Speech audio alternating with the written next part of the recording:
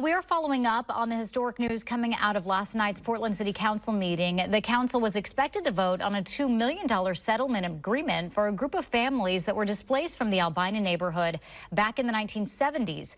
But they decided the $2 million just wasn't enough. Fox 12's McKenna Marks has that story. In an unprecedented city council meeting that ran past business hours Thursday night, the city council voted to award a group of families $8.5 million in a historic settlement agreement. The council said that money is the first step in righting a series of wrongs that took place more than 50 years ago. We have been battling with this hospital ever since this hospital invaded our community. In order to expand its surgical unit, Legacy Emmanuel Medical Center, the city of Portland, and Prosper Portland forcibly displaced hundreds of black families from their homes and businesses in central Albina from the late 1950s to the early 70s.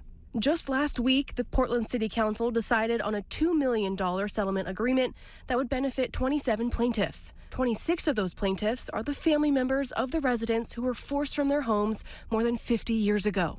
What we are here for is redress, the acknowledgement of harm that includes a reversal from that practice and includes the true and proper compensation for that victimization. The city was expected to officially approve that settlement during its meeting on Thursday. But after hearing emotional testimony from plaintiffs, Councilor Loretta Smith proposed that $2 million wasn't nearly enough.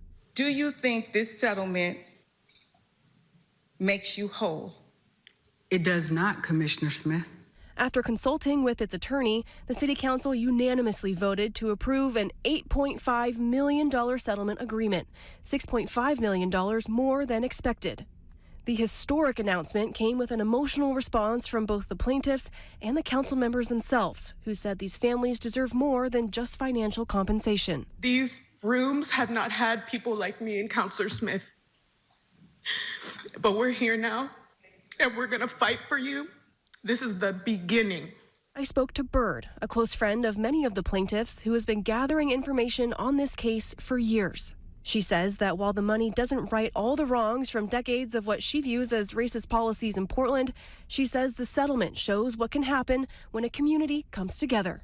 I want people to know, black folks in Portland, community can make things happen. That's the message. As we know, the city of Portland is facing a historic budget deficit right now. In a statement, the city said it's, quote, self-insured for liabilities of this nature, and the cost will be allocated across all bureaus. I also reached out to Legacy and Prosper Portland for statements on this story. Legacy chose not to comment, and Prosper Portland has still not yet gotten back to me. Reporting from downtown Portland, McKenna Marks, Fox 12 Oregon.